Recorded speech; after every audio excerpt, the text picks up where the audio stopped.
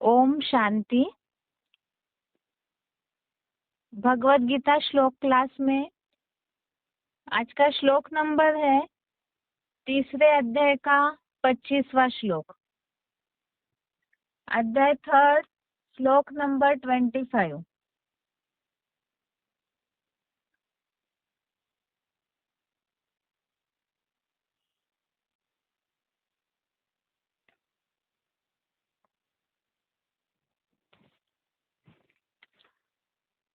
पच्चीसवें श्लोक से जो श्लोक चालू हो रहे हैं, ऊपर हेडिंग है इन श्लोकों का 25 से 35 नंबर श्लोक तक, 25 से 35 नंबर श्लोक तक अज्ञानी और ज्ञानवान के लक्षण तथा राग द्वेष से रहित होकर कर्म करने के लिए प्रेरणा।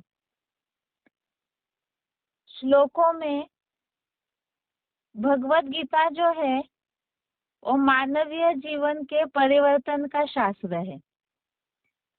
तो इस हिसाब से हमने अभी तक जो भी देखा, एक तो निर्मोही होने की अर्जुन को जो प्रेरणा दे रहे हैं भगवान, इसके अलावा आसुरी शक्तियां या फिर अधर्म से किस तरह से युद्ध करना है ताकि दुनिया में सुख शांति फैले, इस हिसाब से ही भगवान अर्जुन को कर्म के लिए प्रेरणा दे रहे हैं।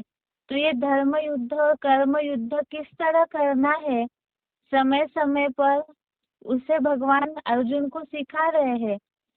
इसमें ही नंबरवार जो भी पुरुषार्थी अर्जुन है, उन्हें भी इसी से कर्म करने के लिए प्रेरणा मिल रही है, सीख भी मिल रही है।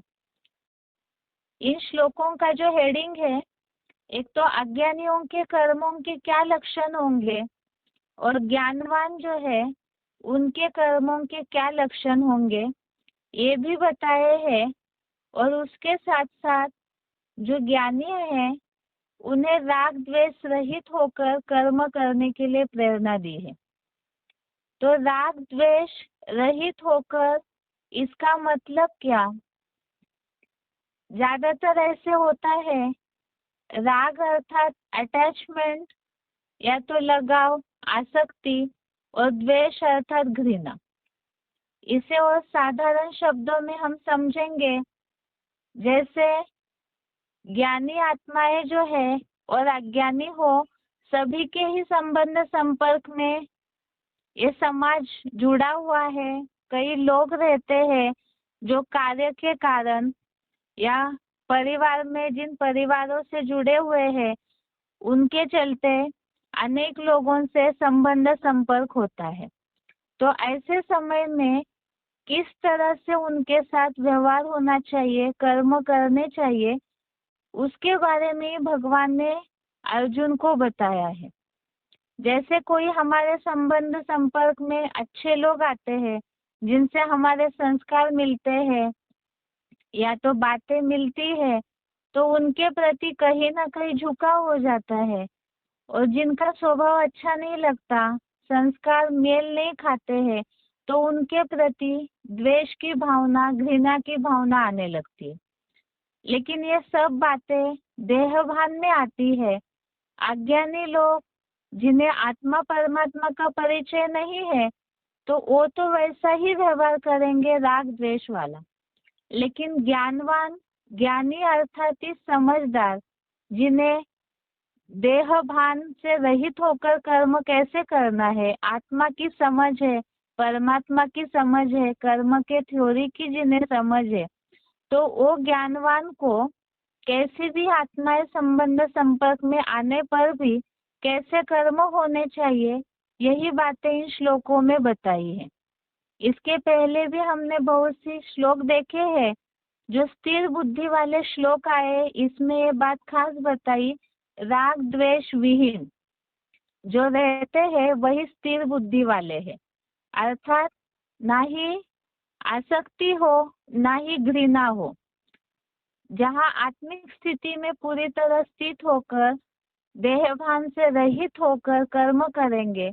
इसमें मूल बात जो हम मूल्यों के आधार से समझते हैं, खुद को भी आत्मा समझना है और औरों को भी आत्मा के रूप में ही देखना है। अर्थात जो आत्मा आत्मा भाई भाई की स्टेज है, सब परमात्मा की संतान है। जब तक इस स्थिति से ज्ञानवान बुद्धि रूपी नेत्र से सभी को न देखे, तब तक बुद्धि का कांटा स्थिर नहीं हो सकता। इसीलिए ही यहाँ खास ये बात बताई है, राग द्वेष रहित होकर कर्म करने के लिए प्रेरणा। अर्थात ये दोनों भी नहीं होने चाहिए। जिनको भी देखते हैं, जिनके साथ भी संबंध संपर्क में आते हैं, तो उनके प्रति आत्मिक स्थिति वाली ही दृष्टि हो। और वैसे दृष्टि वाले कैसे कर्म करेंगे? खास तो भगवत गीता में अभी जो श्लोक चल रहे हैं, इसमें लोक संग्रह की बात, विश्व नवनिर्माण के लिए जो कार्य करना है, या वैकुंठ सिद्धि की प्राप्ति की बातें चल रही है। इसमें आज का श्लोक हम पहला देखते हैं, जिसमें ज्ञानियों के लक्षण और अज्ञानियों के भी दोनों की तुलनात्मक लक्षण बताए हुए हैं। तीसरे अध्याय का 25वां श्लोक, 25 नंबर श्लोक। श्लोक है, सक्ताः कर्मण्य विद्वांसो यथा कुर्वन्ति भारत कुर्यात् विद्वान् तथा सक्तः चिकीर्षु लोक संग्रहम्। श्लोक दोबारा, सक्तः कर्मण्य विद्वांसो यथा कुर्वन्ति भारत कुर्यात् विद्वान् तथा असक्तः चिकीर्षु लोक संग्रहम्। श्लोक का संधि विच्छेद है, सक्तः कर्मणि अविद्वांसः यथा कुर्वन्ति भारत कुर्यात् विद्वान् तथा असक्तः चिकीर्षु लोक संग्रहम्। संधि विच्छेद दोबारा, सक्तः कर्मणि अविद्वांसः यथा कुर्वन्ति भारत कुर्यात् विद्वान् तथा असक्तः चिकीर्षु लोक संग्रहम्। शब्दों का अर्थ है, भारत अर्थात हे भरतवंशी, अविद्वांसः अर्थात अज्ञानी लोग, यथा अर्थात जैसे, कर्मणि अर्थात कर्म में, सक्तः अर्थात आसक्त हो, कुर्वन्ति अर्थात कर्म करते हैं, तथा अर्थात वैसे ही, विद्वान अर्थात ज्ञानी, असक्त हो अर्थात अनासक्त हो, लोक संग्रहम अर्थात संसार संगठन की, चिकीर्षु अर्थात इच्छा से, कुर्यात अर्थात कर्म करे।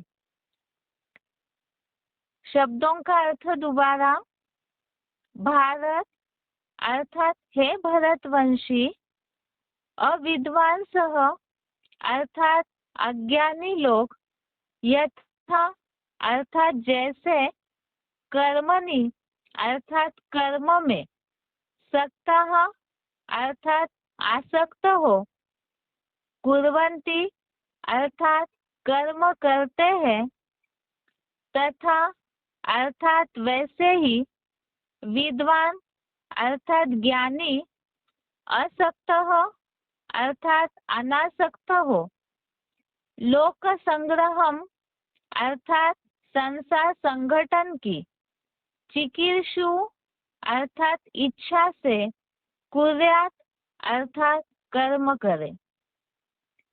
श्लोक का अर्थ है, हे विष्णुवत भरतवंशी, अज्ञानी लोग जैसे कर्म में आसक्त हो कर्म करते हैं, वैसे ही ज्ञानी अनासक्त हो संसार संगठन की इच्छा से कर्म करे। हे भरतवंशी, अज्ञानी लोग जैसे कर्म में आसक्त हो कर्म करते हैं, वैसे ही ज्ञानी अनासक्त हो संसार संगठन की इच्छा से कर्म करे। यहाँ श्लोक के भावार्थ में तुलनात्मक बात बताई है कि अज्ञानियों के कर्म करने का तरीका या उनकी जीवन शैली कैसी होती है और ज्ञानियों की जीवन शैली या कर्म करने का तरीका कैसे होना चाहिए। इसके पहले के श्लोकों में हमने देखा है ज्ञानवान जो है या जो नंबरवार पुरुषार्थी है अर्जुन, तो उन्हें सिद्धि प्राप्त करनी है, परम पद को पाना है, वैकुंठ में जाना है, तो इसीलिए उनके कर्म कैसे होने चाहिए। दूसरी बात, इसके पहले के श्लोक में हमने देखा जो श्रेष्ठ पुरुष आचरण करते हैं वैसे ही उन्हें देख और करते हैं, तो यहाँ पर अज्ञानियों के सामने ज्ञानियों का व्यवहार कैसा होना चाहिए, इस भाव से भी कर्मों का तरीका बताया है। पहले तो हम देखते हैं अज्ञानी लोग जैसे कर्म में आसक्त हो कर्म करते हैं। अज्ञानी अर्थात ही जिन्हें ज्ञान नहीं है, माना परमात्मा आत्मा का परिचय नहीं है, जिसके लिए ही दूसरे अध्याय में हमने श्लोक देखा था या निशा सर्वभूताना। उसमें बात आई है कि जिन्हें इस दुनिया का या तो दुनिया की वास्तविकता का, भगवान का, भगवान के कार्य का परिचय नहीं है, तो भौतिकता में आसक्त होते हैं। भौतिक दुनिया में ही जीवन जीना ही, जिसके लिए ज्ञानियों के लिए वो अज्ञान की रात है भौतिक जगत, लेकिन अज्ञानियों के हिसाब से वही दिन समझ करके वो उसी में ही आसक्त होकर के कर्म करते हैं। देह, देह के पदार्थ, देह के संबंधी उसी को ही सब कुछ समझ लेते हैं, और जिस जीवन में देह भान की दुनिया में वो जीते हैं तो उसे ही सर्वस्व समझ लेते हैं। जो भी हमारे संबंध संपर्क में आते हैं अज्ञानी, ज्यादातर उनकी भाषा में यही रहता है कि ये जब तक जीवन है तब तक आराम से रहना है, मौज मनानी है, यही उनके जीवन का लक्ष्य रहता है। ये तो अज्ञानियों की जीवन शैली हुई कि इस उनके बुद्धि में तो ये दुनिया विनाश होने वाली है, ये बात ही नहीं है, ना ही वो विश्वास करते हैं। इसीलिए ही इसी भौतिक दुनिया के जो विनाशी दुनिया है, जो विकारों में ही भरी हुई है, विकारों के धुएं से ढकी हुई है, तो उसी में ही वो कर्म करने में, उसमें ही आसक्त होकर के रहने में ही वो अपना जीवन सुखी समझते हैं। अब इससे विपरीत ज्ञानियों को कैसे कर्म करना है ये बताया। ज्ञानी अनासक्त हो संसार संगठन की इच्छा से कर्म करे। अनासक्त अर्थात ही आसक्ति न हो, अटैचमेंट न हो। इसके पहले के श्लोकों में हमने देखा जिसके लिए बोला हुआ है बेहद के वैराग्य की स्थिति। जो इसके पहले श्लोक आया था, श्लोक नंबर 19, इसमें बताया था कि अनासक्त होकर के आत्मा में ही सब कुछ समाया हुआ है, आत्मतृप्त, आत्मा में संतुष्ट, उनके सब कार्य स्वतः ही हो जाते हैं। जैसे सतयुग में तो प्रकृति पालना करती है और संगम युग में ब्राह्मण उनकी स्वयं भगवान पालना करते हैं, तो उस बात से निश्चिंत होकर के अनासक्त होकर के कर्म करना है। जब भगवान ही सारी प्राप्ति करा रहे हैं तो फिर ज्ञानी कर्म किस हिसाब से करे, क्या कर्म करना है उनको, तो यही बात बताई संसार संगठन की इच्छा से कर्म करे। लोक संग्रह, जो इसके पहले श्लोकों में बात आई थी कि खास सत्व प्रधान सृष्टि की वृद्धि करो, सत्व प्रधान सृष्टि की बढ़ोतरी करो, क्योंकि ये दुनिया तो पूरी तमो प्रधान हो चुकी है। इसीलिए ही ऐसा संगठन हो जिसमें सात्विक विचारों वाले, जो राग द्वेष विहीन ऐसी आत्माएं हो, ऐसी आत्माओं की, ब्राह्मणों की बढ़ोतरी करना है। और वो संसार संगठन, ऐसे लोगों का संगठन तैयार हो, इसी इच्छा से कर्म करे और उसमें आसक्ति भी न हो। एक तो जो लौकिक कर्म करते हैं अनिवार्य, उसके लिए तो विधि बताई, केवल अनिवार्य कर्म करना है, प्रकृति के अधीन है, इसीलिए वो कर्म करने हैं, लेकिन आसक्ति नहीं होनी चाहिए उसमें। वैसे ही ज्ञानी जो है अनासक्त हो, संसार संगठन की इच्छा से ही कर्म करे, क्योंकि ज्ञानी जैसा जैसा आचरण करेंगे तो वैसे ही उनके कर्मों का प्रभाव होगा। तो यहाँ दोनों की तुलना बताई। ज्ञानियों के पास तो समझ है कि ये दुनिया विनाश होने वाली है, जैसे अज्ञानी देह, देह के संबंधी, देह के पदार्थों में लिप्त है, तो ज्ञानियों को बेहद के वैराग्य की स्टेज होनी चाहिए। इसके लिए भी अव्यक्तवाणियों में बाप दादा ने बोला है कि बेहद के वैराग्य की स्टेज या बेहद के वैराग्य की लहर जब ब्राह्मणों में फैलेगी, तभी ही ये ब्राह्मणों का संगठन दुनिया के सामने प्रत्यक्ष हो सकता है। कई बार ज्ञानियों को ये बुद्धि में है, हम सेवा तो बहुत करते हैं, जहाँ संसार संगठन की बात आई, ब्राह्मणों का संगठन बढ़ाना है या सब सुखी हो, ब्राह्मणों का संगठन बढ़े, सत्व प्रधान सृष्टि की वृद्धि हो, अर्थात नई दुनिया की स्थापना का कार्य हेतु ही ज्ञानियों का लक्ष्य हो, कर्मों का खास लक्ष्य हो कि नई दुनिया स्थापन करने में भगवान के कार्य में मदद करनी है। लेकिन उसमें भी कई बार इस बात में हताश हो जाते हैं कि लोग ज्ञान नहीं सुनते हैं, संगठन बढ़ता नहीं है। तो संगठन बढ़ने का एक कारण पहले है क्योंकि ज्ञानियों में भी कहीं ना कहीं ज्ञान की कमी है। किस ज्ञान की कमी है? अर्थात भले ही ज्ञान की बातें जानते हैं, ज्ञान के पॉइंट्स जानते हैं, लेकिन उसे प्रैक्टिकल जीवन में जब तक अपनाया नहीं है, तब तक जो संगठन बढ़ना चाहिए वो नहीं बढ़ सकता है। दूसरी बात, ब्राह्मणों में भी कर्मों का रिजल्ट तब आएगा, बुद्धि में कईयों के रहता है कि जिस तरह ज्ञान में चलते चलते अनुभूति होनी चाहिए, वो अनुभूति नहीं होती है। उसका कारण है कि अनासक्त होकर, एक खास डायरेक्शन दिया हुआ है, अनासक्त होकर, निर्मोही होकर, दृष्टि होकर के, न्यारा प्यारा होकर के जितना कर्म करेंगे, अर्थात जो बताया बेहद के वैराग्य की लहर होनी चाहिए। जब ऐसे संगठन में सबके अंदर बेहद का वैराग्य होगा, तभी ही उस कर्म का रिजल्ट, जो नई दुनिया की स्थापना का संगठन है, वो प्रत्यक्ष होगा।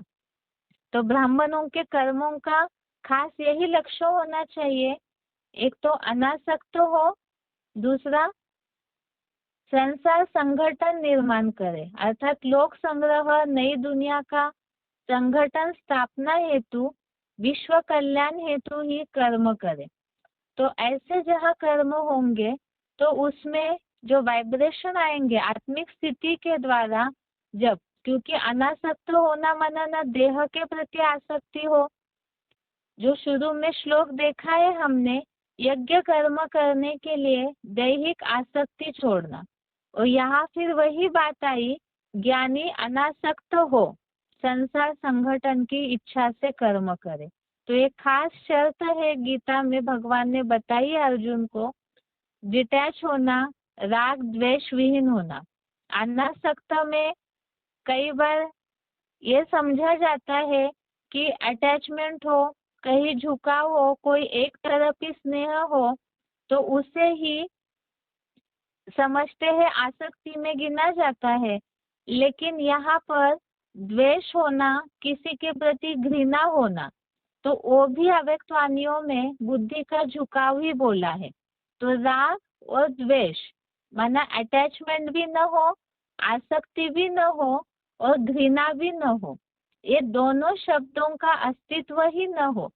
इतना आत्मिक स्थिति, मन बुद्धि जो है आत्मा में इतने एकाग्र होकर के जब कर्म करेंगे कि सब भगवान के बच्चे हैं, सब आत्मा आत्मा भाई भाई है, इस भाव से जब कर्म करने का लक्ष्य होगा, यज्ञ सेवा करने का लक्ष्य होगा, तो उस समय ही संगठन में पवित्रता आएगी। क्योंकि पवित्रता अर्थात ही देह भान से रहित स्टेज हो, पूरी तरह से आत्मिक स्थिति, आत्माभिमानी स्टेज हो और सब परमात्मा के बच्चे हैं, ये भावना हो, तभी ये संसार का संगठन बढ़ेगा।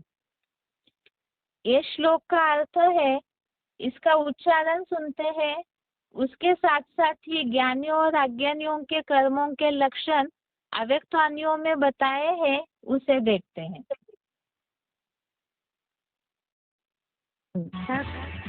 कर्मण्य विद्वांसो यथा कुर्वन्ति भारत कुर्यात् विद्वांस तथा सक्तः चिकीर्षु लोकसंग्रहम्। हे विष्णुवत भरतवंशी, अज्ञानी लोग जैसे कर्म में आसक्त हो कर्म करते हैं, वैसे ही ज्ञानी अनासक्त हो संसार संगठन की इच्छा से कर्म करे।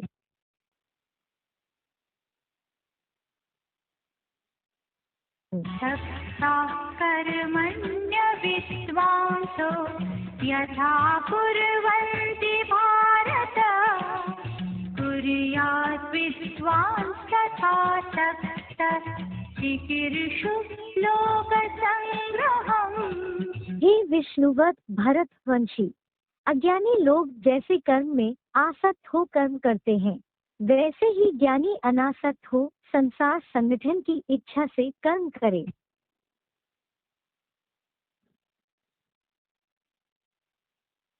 इसी श्लोक से संबंधित अव्यक्तवाणी के पॉइंट्स है।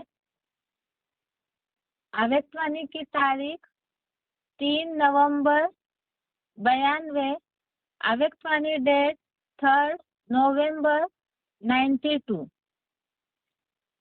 बेहद का रूहानी नशा है, उस नशे में भी सब बातें स्वतः ही भूल जाती है, भूलनी नहीं पड़ती है। यह रूहानी नशा जब होता है तो हद की बातें भूल जाती है, भूलने की मेहनत नहीं करनी पड़ती है। जब यह स्मृति रहती है कि मैं हीरो पार्टधारी आत्मा हूँ, तो स्वतः ही हर कर्म श्रेष्ठ होता है। हर कर्म से सभी को अनुभव होगा कि यह कोई विशेष आत्मा है, साधारण नहीं। ऐसे समझते हो? वह जैसे सब है वैसे हम हैं, न्यारे लगते हो? चाहे कितने भी अज्ञानी हो, लेकिन अनेक अज्ञानियों के बीच आप ज्ञानी आत्माएं प्यारी अनुभव हो। इसको कहा जाता है हीरो पार्टधारी। ऐसे है, दूसरे भी अनुभव करें। ऐसे नहीं, सिर्फ अपने को समझे, अंदर से समझे कि ये न्यारे है। न चाहते हुए भी सभी आपके आगे अपना सिर झुकाएंगे, अभिमान का सिर झुकेगा, परंतु इतनी पक्की अवस्था चाहिए। चेक करो और चेंज करो। हर कर्म में अपने को चेक करो कि न्यारी हूँ, प्यारी हूँ। डबल हीरो स्थिति का अनुभव बढ़ाते चलो। पॉइंट दोबारा, अव्यक्तवाणी तारीख 3 नवंबर 92। पॉइंट है, बेहद का रूहानी नशा है। उस नशे में भी सब बातें स्वतः ही भूल जाती है, भूलनी नहीं पड़ती है।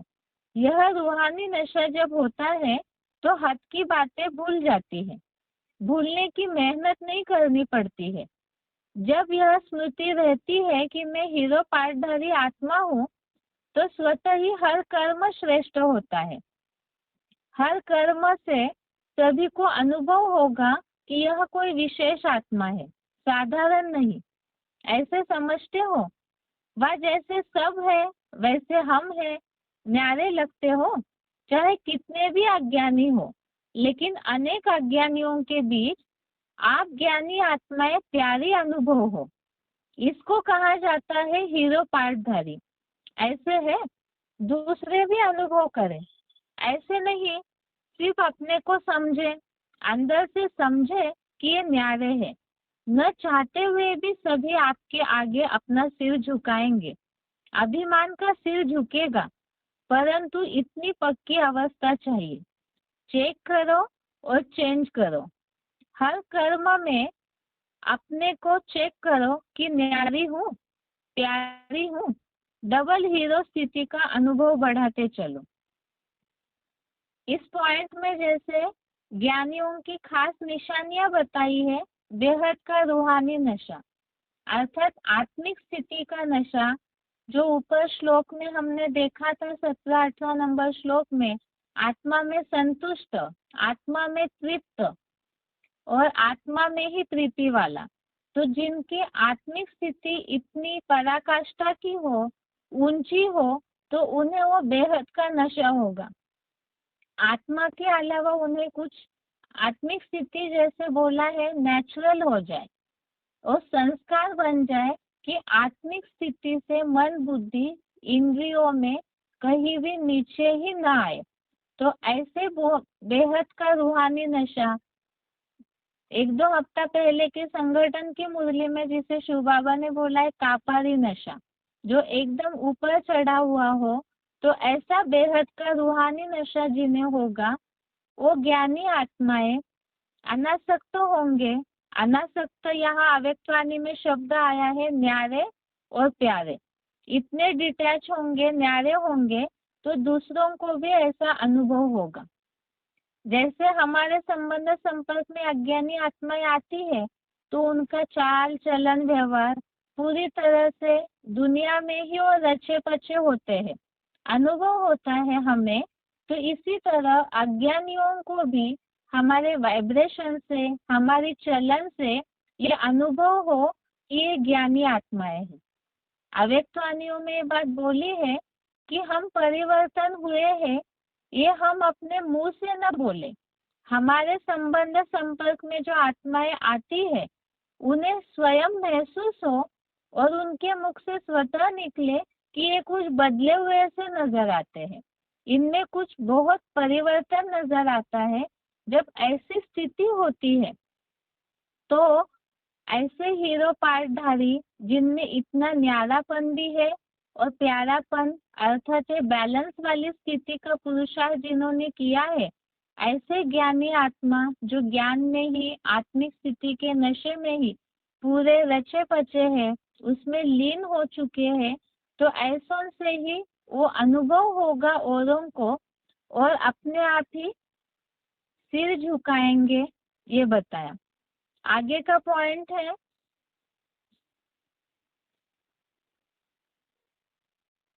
इन पॉइंट में ज्ञानियों की निशानी बताई है। ज्ञानी का अर्थ ही है जो आगे पीछे सोच समझ करके कर्म करे, कर्म के पहले उसके रिजल्ट को जाने।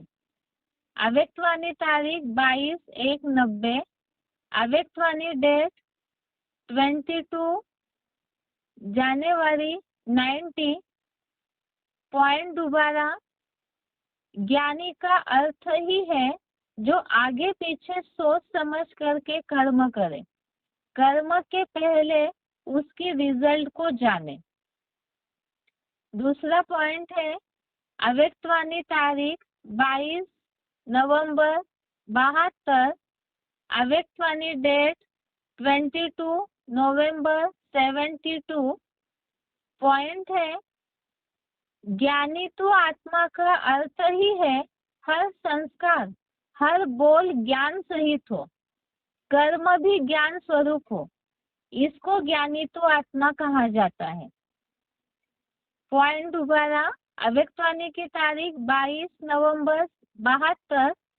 ज्ञानी तो आत्मा का अर्थ ही है हर संस्कार, हर बोल ज्ञान सहित हो, कर्म भी ज्ञान स्वरूप हो, इसको ज्ञानी तो आत्मा कहा जाता है। तो इसमें निशानी बताई है कि ज्ञानियों के कर्म कैसे होने चाहिए, क्योंकि संबंधी संपर्कियों को तभी अनुभव होगा। अगर हम मुंह से बार बार औरों को बता रहे हैं कि हम ज्ञान में चलते हैं, तो उससे नहीं महसूस होगा, आपके कर्म ही उन्हें दर्शाएंगे। क्योंकि ये बात तो कही जाती है दुनिया में भी कि व्यक्ति का जो कर्म है, बोल है, वही एक दर्पण है।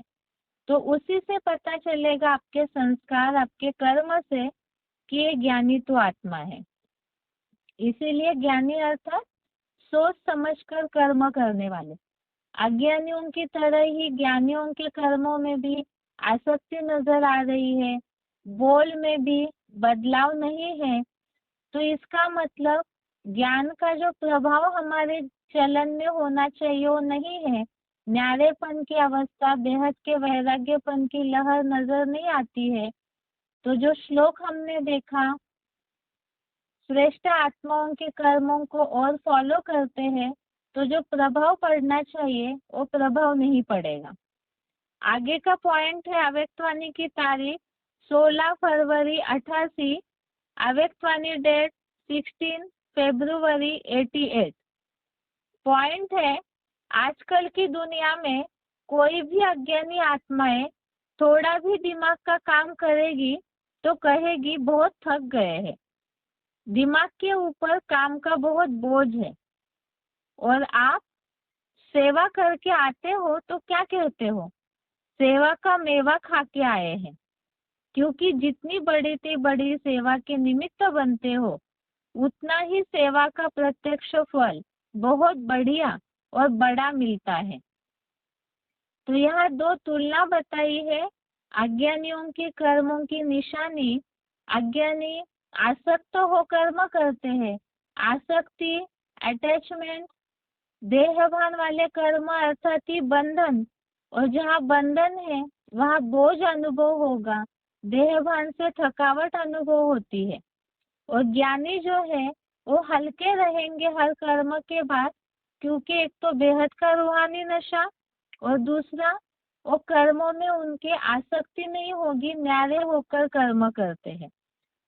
यही बात पॉइंट में बताइए। पॉइंट दोबारा, अव्यक्तवाणी की तारीख 16 फरवरी 88। आजकल की दुनिया में कोई भी अज्ञानी आत्माएं थोड़ा भी दिमाग का काम करेगी तो कहेगी बहुत थक गए हैं, दिमाग के ऊपर काम का बहुत बोझ है। और आप माना ज्ञानी तो आत्माएं सेवा करके आते हो तो क्या कहते हो, सेवा का मेवा खा के आए हैं। क्योंकि जितनी बड़े से बड़ी सेवा के निमित्त बनते हो, उतना ही सेवा का प्रत्यक्ष फल बहुत बढ़िया और बड़ा मिलता है। आगे का पॉइंट है,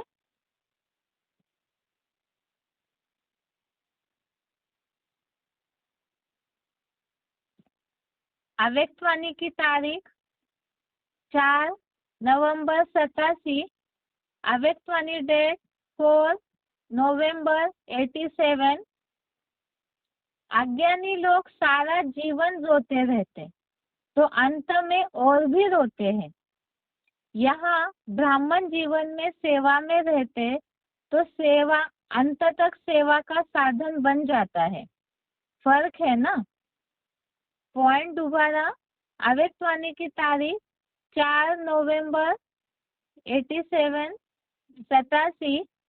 अज्ञानी लोग सारा जीवन रोते रहते तो अंत में और भी रोते हैं। यहाँ ब्राह्मण जीवन में सेवा में रहते तो अंत तक सेवा का साधन बन जाता है। फर्क है ना। तो ब्राह्मण जीवन में सेवा अर्थात यहाँ अनासक्ति भाव, ये सेवा ही साधन है। और अज्ञानी लोगों में आसक्ति है, देहभान है, तो उसमें दुख भी होता है। इसीलिए अज्ञानियों में है क्यों रोते हैं, और यहाँ पर जीवन अलग अनुभव होगा ज्ञानियों का। आगे का पॉइंट है, अव्यक्तवाणी की तारीख 25 अक्टूबर 87, अव्यक्तवाणी डेट 25 अक्टूबर 87। जैसे साधारण दुनियावी आत्माओं को चलते फिरते हर कर्म करते स्वतः और सदा देह का भान रहता ही है, मेहनत नहीं करते कि मैं देह हूँ, न चाहते भी सहज स्मृति रहती ही है। ऐसे कमल आसनधारी ब्राह्मण आत्माएं भी इस देह भान से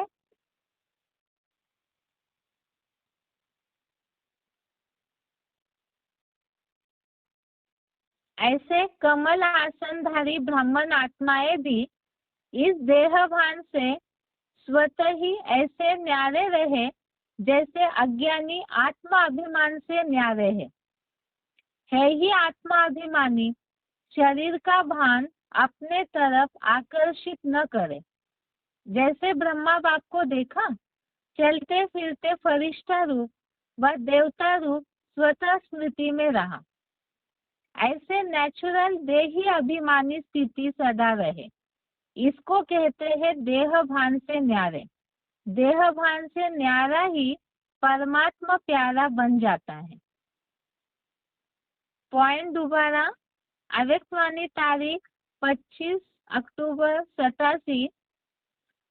जैसे साधारण दुनियावी आत्माओं को चलते फिरते हर कर्म करते स्वतः और सदा देह का भान रहता ही है, मेहनत नहीं करते कि मैं देह हूँ, न चाहते भी सहज स्मृति रहती ही है। ऐसे कमल आसनधारी ब्राह्मण आत्माएं भी इस देह भान से स्वतः ही ऐसे न्यारे रहे जैसे अज्ञानी आत्मा अभिमान से न्यारे है ही आत्मा अभिमानी शरीर का भान अपने तरफ आकर्षित न करे।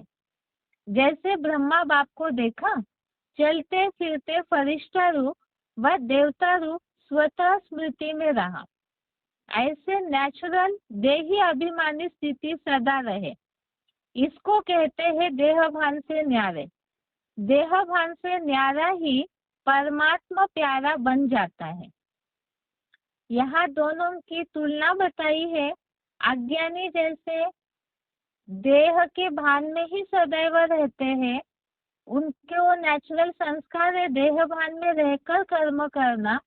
ऐसे ही ज्ञानियों की स्थिति आत्मा अभिमानी हो, आत्मिक स्थिति नेचुरल संस्कार बन जाए वो बिल्कुल भी भूले नहीं, तो ऐसी स्थिति जो है वो अपने आप ही देह के भान से, देह भान अर्थात इसमें देह के पदार्थ, देह के संबंधी इनसे न्यारे अर्थात अनासक्तिपन का अनुभव, डिटैचपन का अनुभव नेचुरल हो जाए। और जब ऐसे होंगे तभी परमात्मा प्यारे अनुभव होंगे, और परमात्मा प्यारे है तो अपने आप ही वो वाइब्रेशन से ही अन्य आत्माओं के भी स्नेही बन जाएंगे। अगला पॉइंट है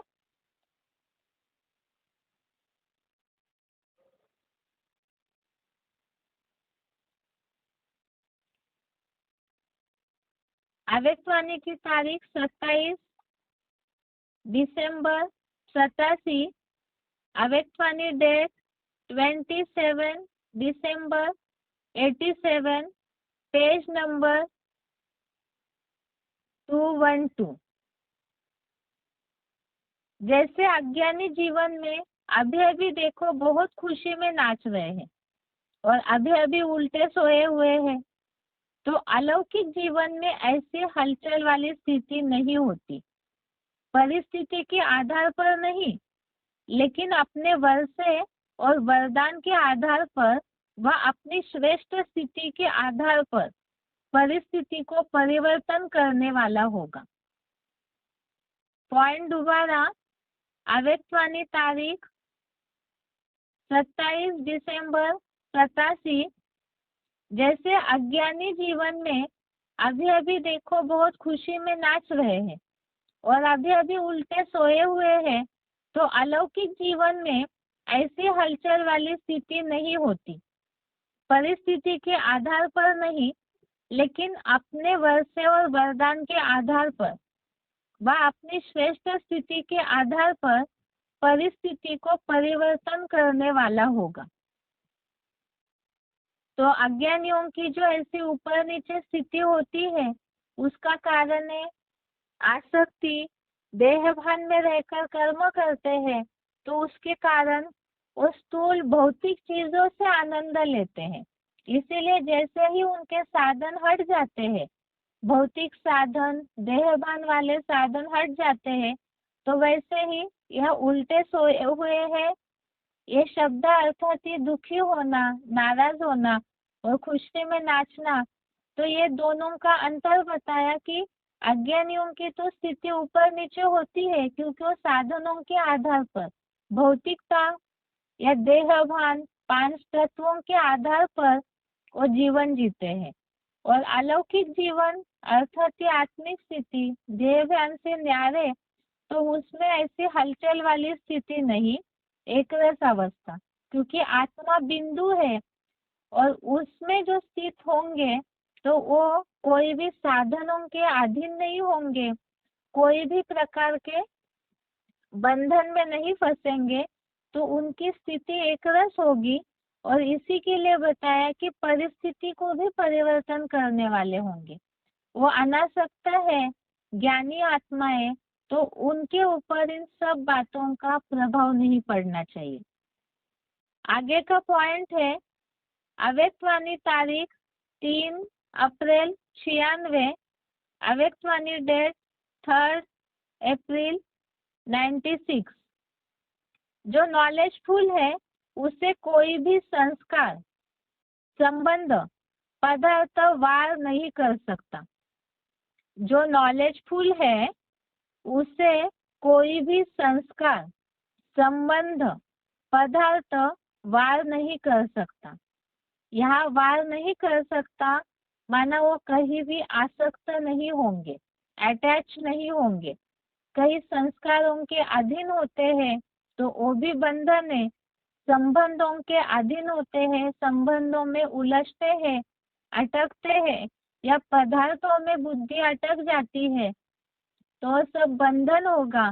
लेकिन जो नॉलेजफुल है अर्थात ज्ञान से भरपूर है, तो उन पर संस्कार, संबंध और पदार्थ कोई भी वार नहीं कर सकता, अर्थात तो अनासक्त होंगे, वैरागी होंगे। आगे का पॉइंट है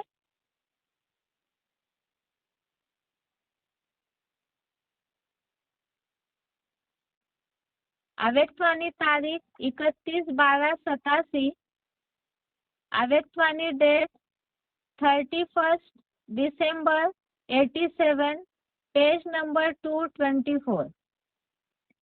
बाप के बच्चे क्या है और अज्ञानी क्या है?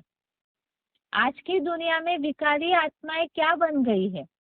जैसे आजकल कोई भी बड़ी फैक्ट्री व जहाँ भी आग जलती है, तो आग का धुआं निकलने के लिए चिमनी बनाते हैं ना, उससे सदैव धुआं निकलता है और सदैव काली दिखाई देगी।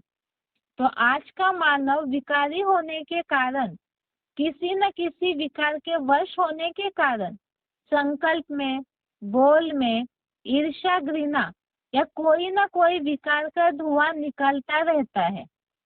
आंखों से भी विकारों का धुआं निकलता रहता है और ज्ञानी बच्चों के हर बोल व संकल्प से फरिश्तेपन की दुआएं निकलती है। उनका है विकारों का आग का धुआं, और ज्ञानी तो आत्माओं के फरिश्ते रूप से सदा दुआएं निकलती हैं। कभी भी संकल्प में भी किसी विकार के वश विकार की अग्नि का धुआं नहीं निकलना चाहिए, सदा दुआएं निकले। तो यहाँ ज्ञानी और अज्ञानी दोनों के कर्मों में अंतर बताया है। अज्ञानी आसक्त है, देहभान या देह की स्थिति उनके लिए नेचुरल है, और जहाँ देहवान है वहाँ विकार है। तो इसीलिए उन दोनों के कर्मों का अंतर बताया है। पॉइंट एक बार दोबारा देखते हैं। आवेगवाणी की तारीख 31 दिसंबर 87, पेज नंबर 224। बाप के बच्चे क्या है और अज्ञानी क्या है। आज की दुनिया में विकारी आत्माएं क्या बन गई है। जैसे आजकल कोई भी बड़ी फैक्ट्रीज व जहाँ भी आग जलती है तो आग का धुआं निकालने के लिए चिमनी बनाते हैं ना, उससे सदैव धुआं निकलता है और सदैव काली दिखाई देगी। तो आज का मानव विकारी होने के कारण, किसी न किसी विकारवश होने के कारण संकल्प में, बोल में ईर्ष्या, घृणा या कोई न कोई विकार का धुआं निकलता रहता है। आंखों से भी विकारों का धुआं निकलता रहता और ज्ञानी बच्चों के हर बोल व संकल्प से, फरिश्तापन से धुआएं निकलती है। उनका है विकारों की धुआं, विकारों की आग का धुआं। और ज्ञानी तो आत्माओं के फरिश्ते रूप से सदा दुआएं निकलती। कभी भी संकल्प में भी किसी विकार के वश विकार की अग्नि का धुआं नहीं निकलना चाहिए, सदा दुआएं निकले। तो ये ज्ञानी और अज्ञानियों के बीच का फर्क बताया है। यदि ज्ञानियों में भी अज्ञानियों की तरह इस तरह के कोई लक्षण नजर आते हैं तो वो भी अज्ञानीपन की कमी हो गई। इसलिए यहाँ दोनों में अंतर बताया है। ये तो खास ज्ञानी और अज्ञानियों की तुलना के लिए पॉइंट है। अभी आगे सिलेक्टेड पॉइंट में देखते हैं कि संसार संगठन की इच्छा से कर्म करे तो ये संसार संगठन के लिए ब्राह्मणों की क्या जिम्मेवारी है। सिलेक्टेड पॉइंट है पहला, सिलेक्टेड पॉइंट का नंबर 1131, सिलेक्टेड पॉइंट का नंबर 1131। मनुष्य लेता है, देवता देता है। और मनुष्य को देवता बनाने वाला, नर को नारायण बनाने वाला क्या करता है? लेता है या देता है? हैं? न वो लेता है, क्योंकि किसी से लिया जाएगा तो नियम है उसे वापस देना पड़ेगा। क्या? नर को नारायण बनाने वाला, मनुष्य को देवता बनाने वाला न किसी से कुछ लेता है न किसी को कुछ देता है, उसे भगवान कहा जाता है। तो बहुत ऊंची चीज हो गई। अंग्रेज लोग उसे गॉड कहते हैं,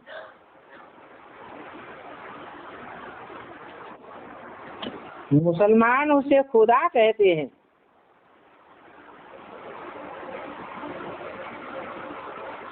खुदा का अर्थ है खुद आने वाला,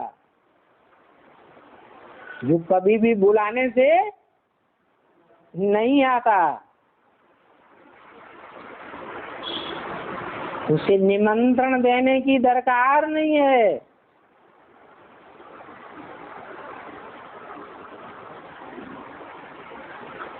वो मान सम्मान लेता ही नहीं, इसलिए वो खुद आता है, इसलिए खुदा कहा जाता है।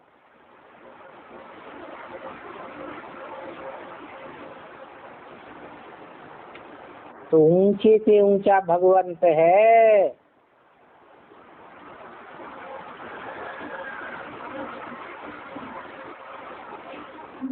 कोई इच्छा नहीं, इच्छा मात्रम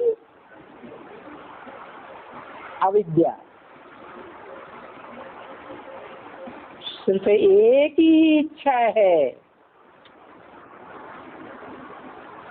क्या?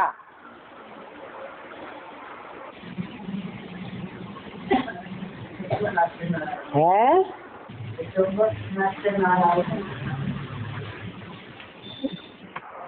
तो सबको बना देता है।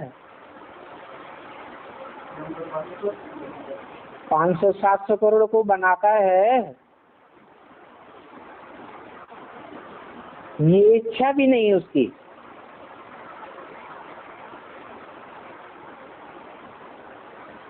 क्या इच्छा है? सबका कल्याण हो। क्या? एक नारायण का कल्याण करने के लिए नहीं आता,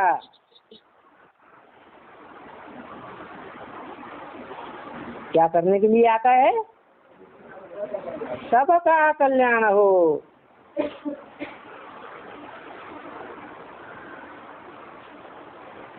जो अक्सर करके बोलते हैं साधु संत महात्माएं, जो अपन को भगवान समझ कर बैठ जाते हैं, तो कहते हैं सर्वे भवन्तु सुखिनः। बोलते हैं, करते नहीं है। बोलते हैं बताने के लिए कि शिवो हम कैसे सर्वे भवन्तु सुखिनः सर्वे सन्तु निरामया सर्वे भद्राणि पश्यन्तु मा कश्चित् दुःख भाग् भवेत्।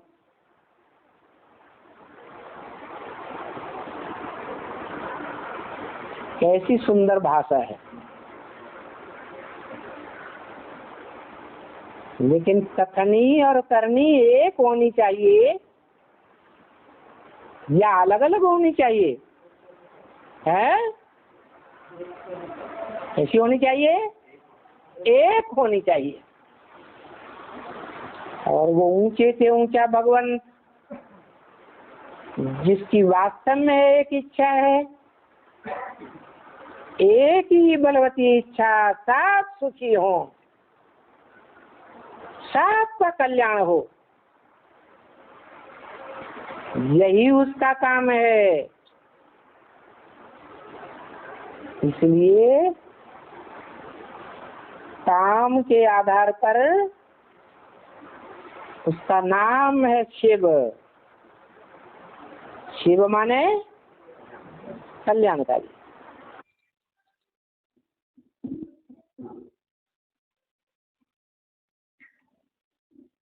अभी के पॉइंट में जैसे बताया कि परमात्मा तो सभी के कल्याण की भावना से ही कर्म करते हैं। वो इस सृष्टि पर खास नए विश्व की स्थापना या वसुधैव कुटुंबकम के लक्ष्य से ही आकर के कर्म करते हैं। ऐसे ही ज्ञानियों का भी कर्म हो कि सब सुखी हो, सबका कल्याण हो, इसी भावना से कर्म करें। क्योंकि अज्ञानी जैसे अपने परिवार में ही सीमित रहते हैं या जिनके संबंध संपर्क में है उन्हीं में आसक्त होकर के केवल उन्हीं से जुड़े हुए कर्मों में ही वो ध्यान देते हैं। लेकिन ज्ञानियों का लक्ष्य बेहद का विश्व कल्याण का हो, जो विश्व के नवनिर्माण के लिए संगठन बनाना, ऐसा बेहद का लक्ष्य हो। इसी भावना से सबके कल्याण हेतु अनासक्त भाव से कर्म करें।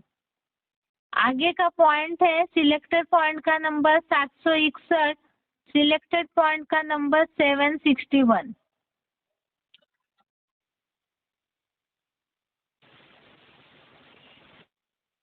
तो संगठन की पावर बहुत कुछ कर सकती है।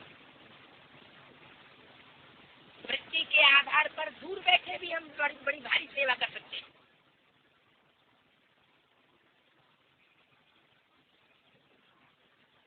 ये संगठन की शक्ति प्योरिटी से आती है। जिन जिन आत्माओं ने संगठन में जितनी जितनी प्योरिटी इकट्ठी करने का पुरुषार्थ किया होगा वो उतना ही सहयोग दे सके। अगर पुरुषार्थ नहीं किया होगा या कम किया होगा या जैसा किया होगा तो सहयोग भी उतना ही दे सके।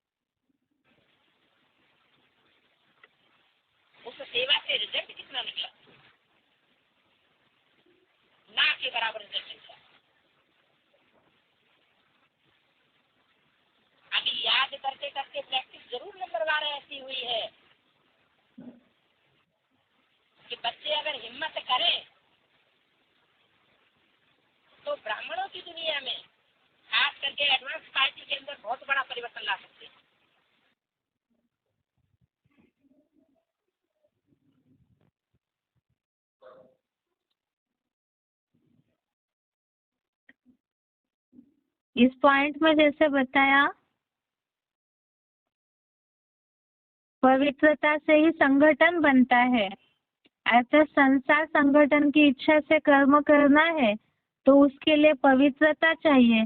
पवित्रता अर्थात ही अनासक्त भाव, कहीं भी बुद्धि का बंधन फंसा हुआ न हो। तो ऐसे पवित्रता के द्वारा, बेहद के वैराग्य के द्वारा ही हम संगठन के कार्य में मदद कर सकते हैं। आगे का पॉइंट है,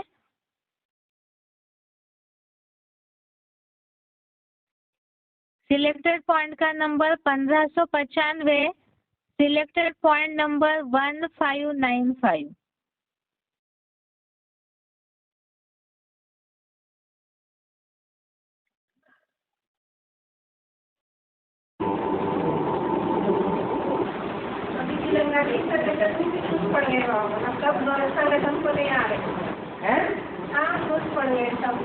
संगठन माना यूनिटी।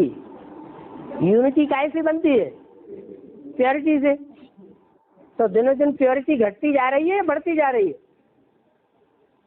काहे की शूटिंग हो रही है? हैं? प्योरिटी घटेगी तो यूनिटी भी घटेगी। गीता पाठशालाओं का संगठन भी कम दिखाई पड़ेगा। प्योरिटी बढ़ेगी तो यूनिटी भी दिखाई पड़ेगी।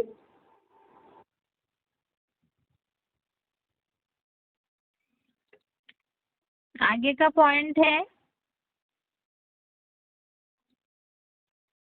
सिलेक्टेड पॉइंट का नंबर 364, सिलेक्टेड पॉइंट नंबर 364। एक नियम है, संघौ शक्ति कलौ युगे। कलयुग में भगवान भी अकेला चना भाड़ नहीं फोड़ सकता, भगवान भी कुछ नहीं कर सकता। कौन सी शक्ति कार्य करेगी? संगठन की शक्ति कार्य करेगी। और संगठन जो होता है, यूनिटी जो होती है, वो प्योरिटी से ही आती है।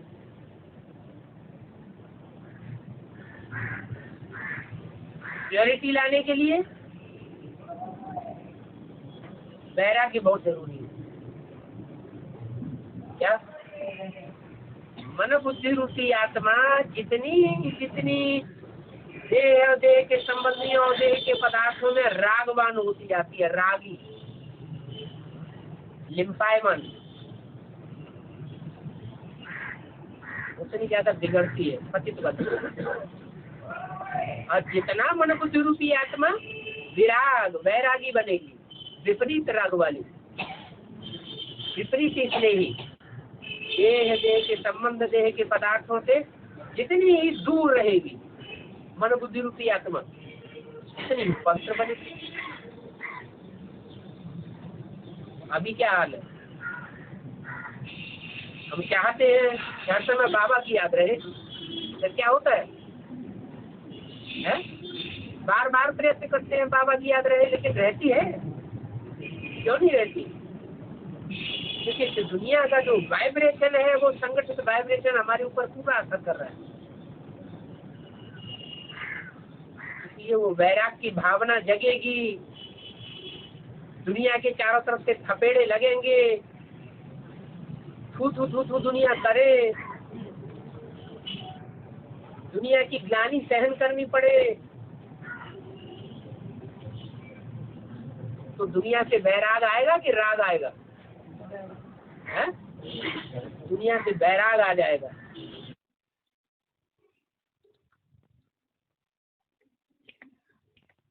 अभी के पॉइंट में जैसे बताया, नई दुनिया का संगठन स्थापन करना है, बनाना है ब्राह्मणों को, क्योंकि कलयुग में जैसे कलयुग वालों की आसुरी शक्तियों का संगठन प्रभावशाली है, तो ऐसे ही ज्ञानियों का संगठन भी प्रभावशाली हो, उसके लिए संगठन की शक्ति चाहिए। और इस संगठन की इच्छा से कर्म करने के लिए चाहिए प्यूरिटी, जिसे अभी शिव बाबा ने बताया कि बेहद के वैराग्य की स्थिति, देह, देह के भान, देह के पदार्थों से सबसे ही वैराग हो, बेहद का वैराग्य हो, अर्थात ये ऐसी पवित्रता हो, अनासक्त भाव हो, तो जितना पवित्रता की पावर होगी उतना ही संगठन बढ़ाने में हम मददगार बनेंगे। जैसे इसके पहले पॉइंट में बताया, प्यूरिटी कम तो हम संगठन बनाने में भी उतनी कम मददगार बनेंगे, और प्यूरिटी ज्यादा है, पवित्रता अर्थात अनासक्ति का भाव जितना ज्यादा ज्ञानित हो आत्माओं में, उतना ही वो भगवान के संगठन बनाने के कार्य में उतना ही मददगार बनेंगे। आगे का पॉइंट है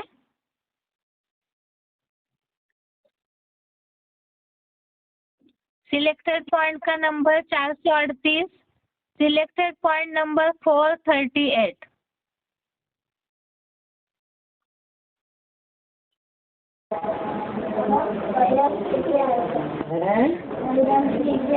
वैराग कैसे आएगा? बार बार याद करो, एटम बम बन चुके हैं, दुनिया का विनाश होने वाला है, क्या वैराग आ जाएगा? ये दुनिया विनाश होने वाली है या रहने वाली है? विनाश होने वाली है, तो वैराग आएगा कि नहीं इस दुनिया से? विनाशी चीज से वैराग आता है कि अविनाशी चीज से वैराग आता है? विनाशी चीज से वैराग आएगा, और अविनाशी चीज से राग पैदा होगा। शिव बाबा है अविनाशी, ड्रामा है अविनाशी, तो ड्रामा से प्यार पैदा होगा। ड्रामा कल्याणकारी है, शिव बाबा कल्याणकारी है, हमारा पार्ट भी कल्याणकारी है, इसलिए अपने पार्ट से भी प्यार पैदा होना चाहिए।